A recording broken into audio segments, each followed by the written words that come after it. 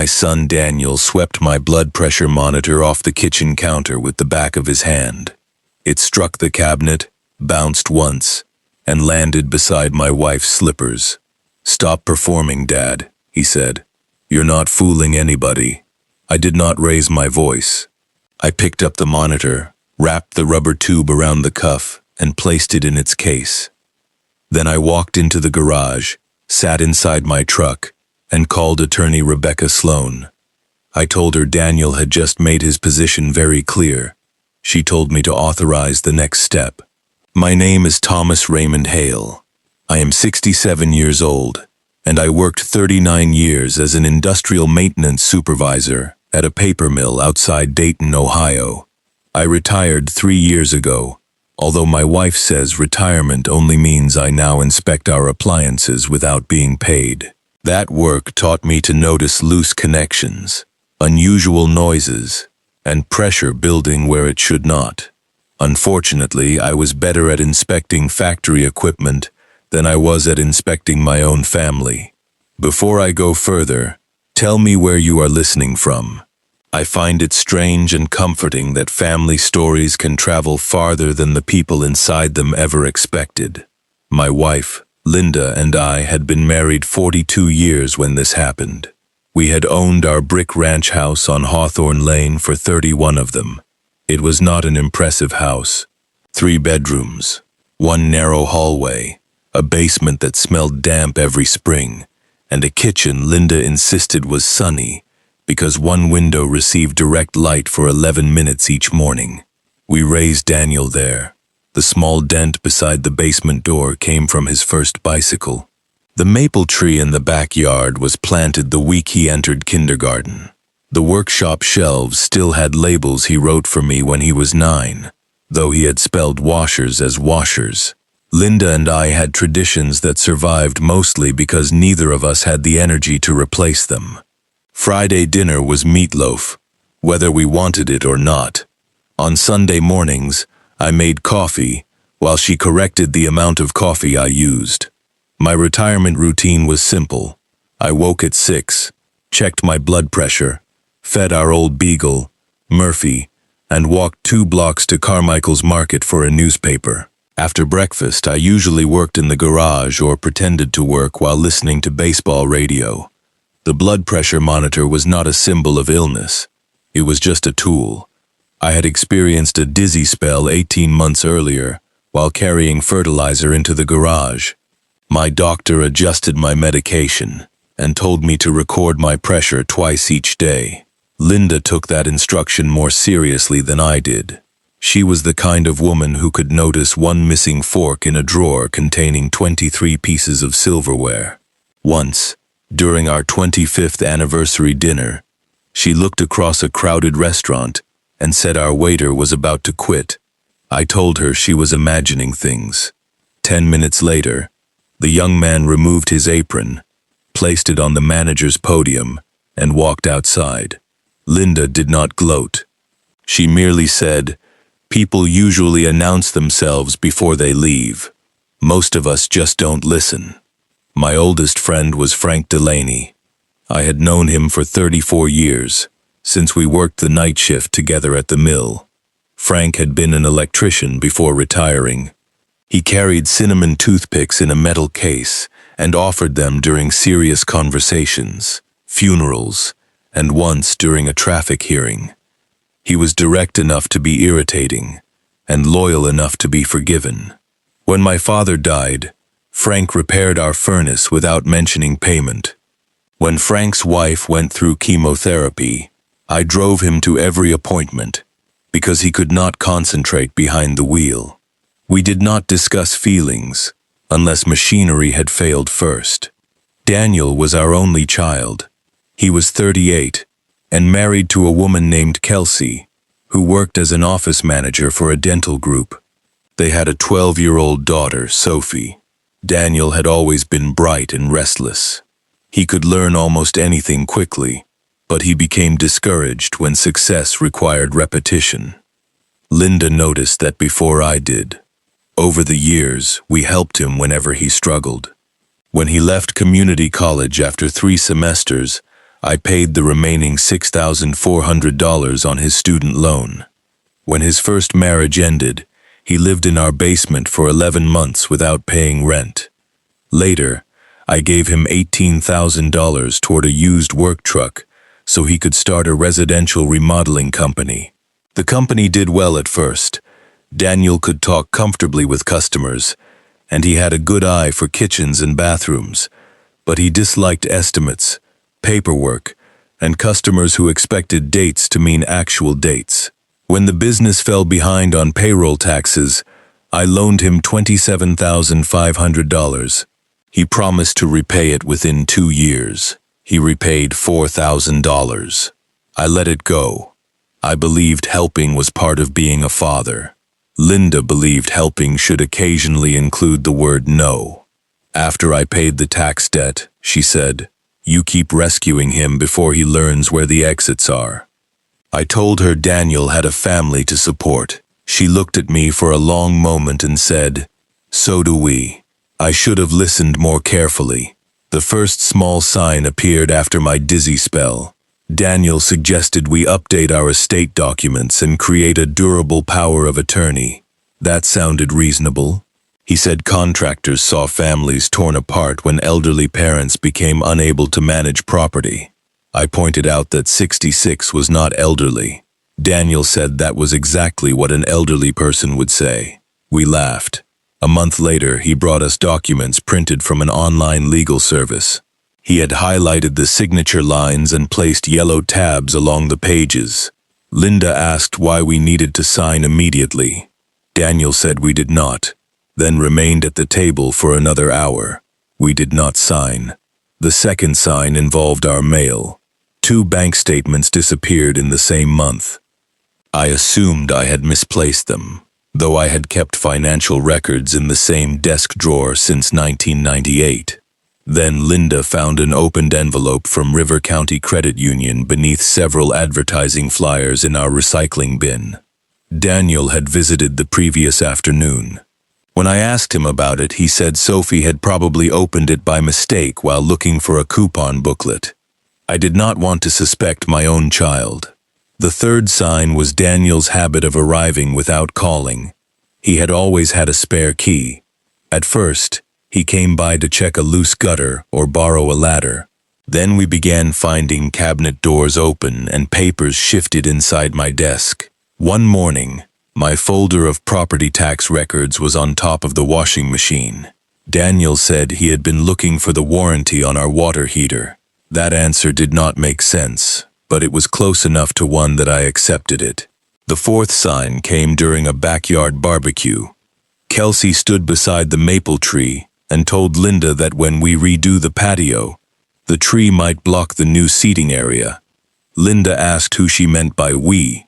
Kelsey smiled and said, "The family, obviously." Daniel changed the subject. Looking back, I understand what it meant. At the time, I told myself young people used words casually. Then Daniel began asking about assisted living communities. He said he was only planning ahead. He sent us links to 2 facilities and mentioned that selling the house early would prevent a rushed decision later. Linda told him we were not moving. He answered, "Not yet," she repeated. "We are not moving." He smiled as though she had misunderstood the conversation. The warning that finally reached me came through certified mail on March 11, 2025. I was expecting a replacement registration for my truck. Instead, the envelope contained a notice from River County Credit Union regarding a home equity line secured against our property at 417 Hawthorne Lane. The approved limit was $186,000. The current balance was $79,600. I read the notice twice. Then I read it again. The loan had been opened on February 6, using a durable power of attorney that supposedly gave Daniel authority to act for me. The document was dated November 14, 2024, and notarized by a woman named Marissa Cole. The attached signature said, "Thomas Raymond Hale." I know my own signature. For 40 years, I had signed financial papers as T.R. Hale. My capital H leaned backward because of an injury to my right thumb in 1987. The signature on that document leaned forward and omitted the periods between my initials. There was something else. On November 14th, Linda and I had been in Lexington, Kentucky, attending her brother's funeral. We had hotel receipts, fuel records, and photographs showing us there. The notary acknowledgement claimed I had appeared in person in Montgomery County, Ohio, at 3:20 that afternoon. That was not a mistake. I drove to the credit union and asked for the loan officer. A woman named Paige Brennan took me into a small office and closed the door. She showed me copies of the application. Daniel had represented that I suffered from progressive cognitive impairment and could no longer manage complex decisions. He had submitted a photocopy of my driver's license and a letter carrying the name of my physician. The letter was false. The first $52,000 had gone into an account belonging to Hale Residential Solutions, Daniel's company. Another $21,400 had been paid to a supplier. The remainder had covered credit cards and closing fees. Paige kept saying she was sorry.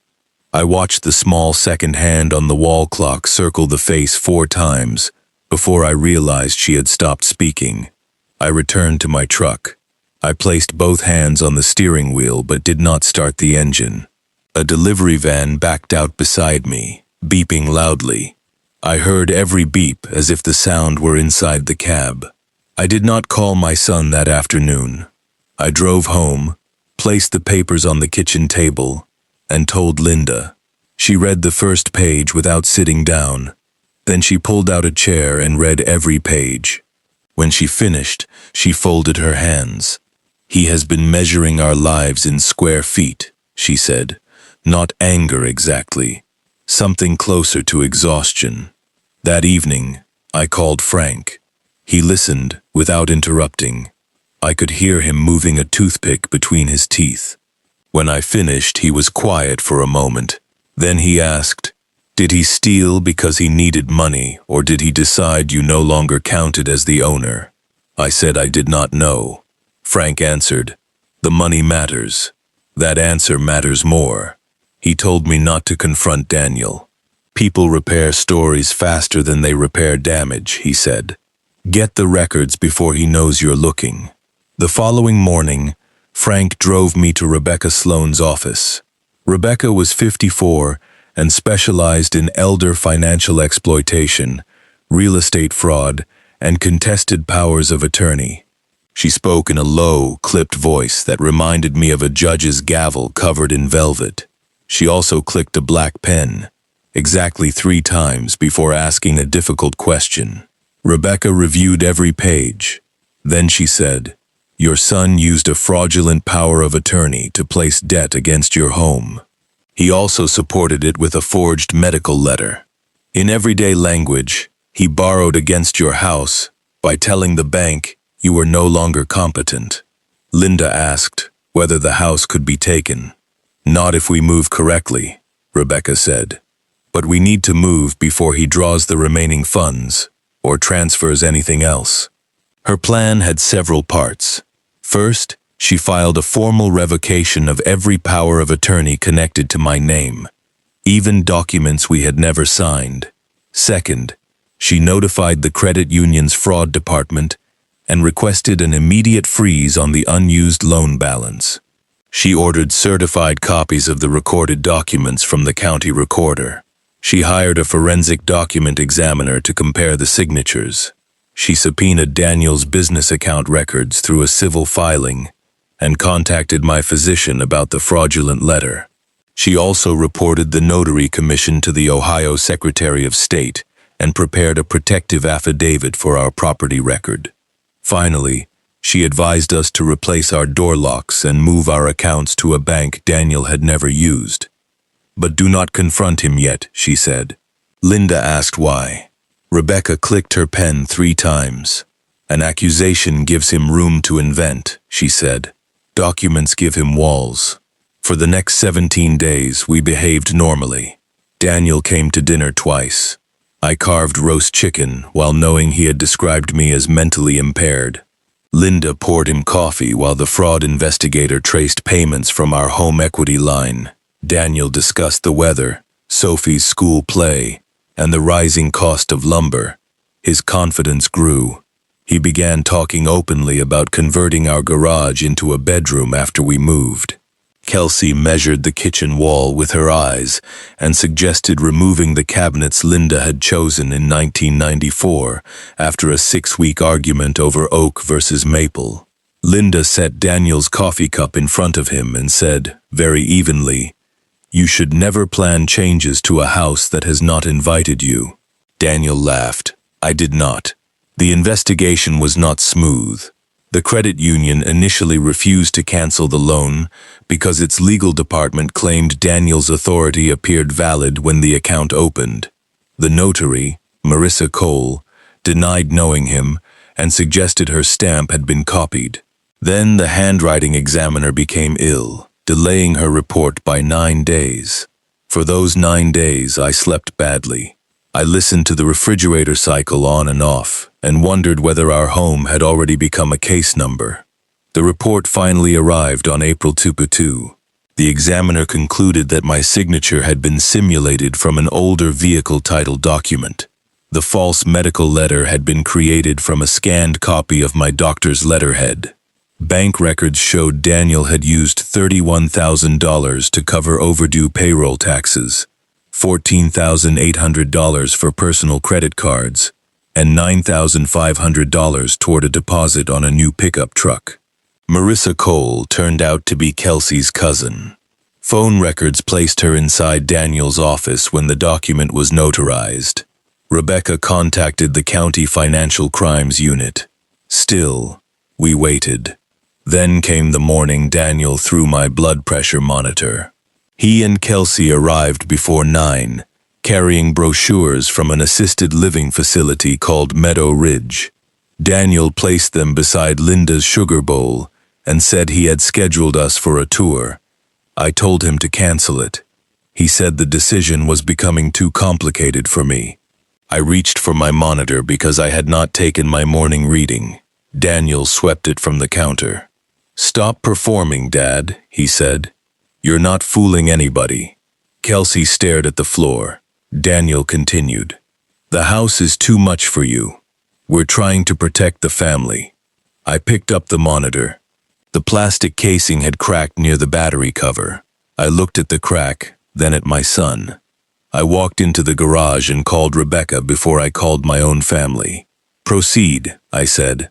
The confrontation occurred 3 days later at our kitchen table. Rebecca sat beside me. Linda sat across from Daniel and Kelsey. Frank waited in the living room with Murphy, because Linda said every serious meeting needed one person who knew where the dog was. Daniel looked annoyed when he saw Rebecca. "I can explain," he said. Rebecca placed the recorded power of attorney on the table. I said, "You claimed I signed this on November 14. You may have forgotten." "I was in Kentucky." Daniel shifted in his chair. He said the document was meant to protect us. I placed the hotel receipt beside it. "You told the credit union I was cognitively impaired. You had that dizzy spell. My physician never diagnosed impairment." Rebecca placed the forged letter on the table, followed by my doctor's sworn statement. Daniel looked at Kelsey. He said the house would eventually belong to him anyway. Linda answered, "Eventually is not a legal term." He said the money had only been borrowed. I showed him the account record. $79,600. I was going to repay it. With what? My contracts are picking up. Rebecca placed his tax liens beside the bank records. They were not picking up. Daniel said Kelsey knew very little about the documents. Kelsey whispered, "You said they had already agreed." Daniel turned toward her. Then he told us lawyers and police did not need to be involved. I said, "They already are." He tried several explanations. None of them changed the document. He looked down at his hands. For the first time that morning, he seemed younger than 38. Then he stopped talking. The unused portion of the credit line was frozen. After 4 months of negotiations, the credit union released the lien against our home and accepted responsibility for failing to verify the power of attorney properly. Of the $79,600 taken, the bank restored $38,200 under its fraud loss agreement. Daniel sold his new truck, liquidated his remaining business equipment, and returned another $24,900. The remaining $16,500 became part of a court-ordered restitution plan. Daniel pleaded guilty to 1 reduced felony count of forgery and 1 misdemeanor count involving misuse of a power of attorney. He received 3 years of probation, 200 hours of community service, and monthly restitution payments. Marissa's notary commission was revoked for 5 years. She avoided jail after cooperating and admitting she had notarized the document without my presence. Daniel's remodeling company closed. Kelsey separated from him 6 months later, though I do not pretend our situation was the only reason. Sophie remained in contact with us, carefully and without being used as a messenger. We changed the locks, not because Linda was frightened, but because the house needed to feel like hers again. Daniel and I did not speak for almost 8 months. When he finally wrote, the letter did not ask for forgiveness. It explained his debts, his embarrassment, and the fear that his business would collapse. I understood some of it. Shame can make a man hide. Fear can make him selfish. Debt can make tomorrow feel more important than everyone standing in front of him today. But planning to repay stolen money does not make it borrowed. Daniel did not begin as a villain. He was my son, and I had helped teach him that consequences could be postponed if his father stepped in quickly enough. That part belongs to me. We now meet once every few months at a diner near the courthouse. We discuss Sophie, baseball, and his new job managing inventory for a building supplier. He has never been given another key to our house. It is not completely fixed. Some things should not be called repaired simply because they no longer leak. The blood pressure monitor still sits on the kitchen counter. I repaired the cracked battery cover with gray electrical tape, which Linda says makes it look like something issued by the Department of Defense. Every morning, I wrap the cuff around my arm, while the old clock above the refrigerator ticks too loudly. Linda pours the coffee. Murphy waits for toast he has not earned. The deed to 417 Hawthorne Lane is clean, locked inside a fireproof box in my workshop. Only Linda and I have the combination. Last Sunday, Frank sat with us on the porch and offered me one of his cinnamon toothpicks. I declined. He said that proved my judgment was still questionable. The maple tree remains in the backyard. The cabinets are still oak. The garage is still a garage. Nothing about that should feel like victory. It feels like ownership, quiet, ordinary ownership. I still ask myself whether I handled it correctly. I called a lawyer before I allowed my son to explain, and that decision placed him inside a criminal investigation that changed his life. But he had already changed ours. So I wonder what you would have done. When your own child uses your health to take control of your home, do you give him one private chance to explain, or do you protect the truth before love gives him time to hide it?